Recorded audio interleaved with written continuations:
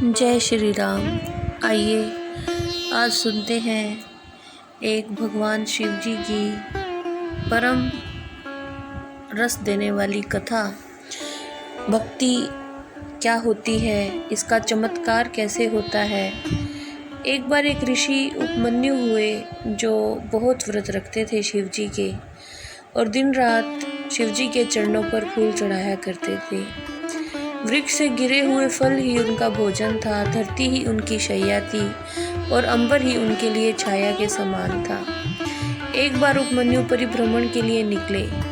घूमते घूमते समुद्र तट पर आए और वहाँ पर उन्होंने कहा कि ये स्थान तो बड़ा मनोरम है, यहीं पर तप करना चाहिए। ये सोचकर समुद्र के तट पर बालू के कणों के ऊपर आसन बिछाकर बैठ गए। कई वर्ष तक उपमन्यु तपस्या करते रहे। उनकी तपस्या देखकर देवराज इंद्र व्याकुल हो गए। उन्होंने सोचा कि ऐसा ना हो कि उपमन्यु अपने तप की शक्ति से स्वर्ग पर अपना अधिकार जमा लें। तो इंद्र देवता ने उपमन्यु का तप भगाने के लिए, डिगाने के लिए कुबेर को साथ लिया और चल पड़े। दोनों वेश बनाकर समुद्र तट से कुछ दूरी पर ही थे कि उन्हें दो मनुष्य और दिखाई दिए। वे मन ही मन सोचने लगे कि दोनों कौन हैं और कहाँ जा रहे हैं। तभी देवराज इंद्र के कानों में डमरू की ध्वनि सुनाई पड़ी। उन्होंने डमरू की ध्वनि को सुनकर सोचा, अवश्य ही ये शिव की माया है। स्वयं शिव ही इन दोनों मनुष्यों के रूप में प्रकट हुए हैं। देखना चाहिए कि ये क्या करते हैं। दोनों मनुष्य समुद्र तट पर उपमन्यु के निकट उपस्थित हुए।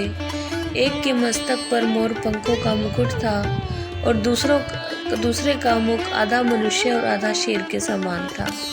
मोर पंखों के मुकुटधारी मनुष्य ने उपमन्यु को अपना परिचय देते हुए कहा कि मैं देवराज इंद्र हूँ और मेरे साथ जो हैं ये कुबेर हैं। मैं आपकी तपस्या से प्रसन्न हूँ और आपको स्वर्ग का वैभव देने के लिए आया हूँ।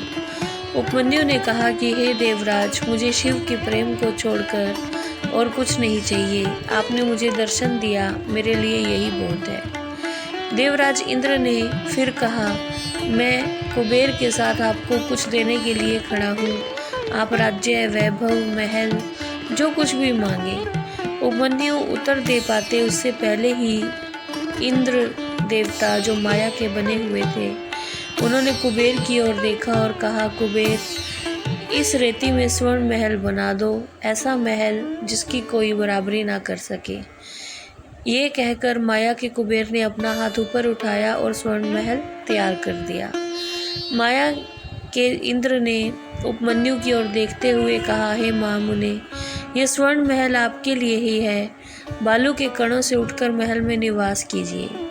उपमन्यु ने कहा कि मैं आपकी कृपा से कृतज्ञ हूँ देवराज इंद्र, पर मुझे शिवजी के प्रेम को ही चाहिए और कुछ भी नहीं चाहिए।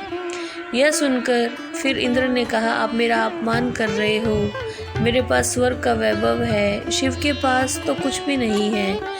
आप मेरे दिए हुए वैभव को स्वीकार करो। यह कहकर माया के केंद्र इंद्र ने हाथ ऊपर उठाया और चमचमाता हुआ वज्र उनके हाथ में आ गया।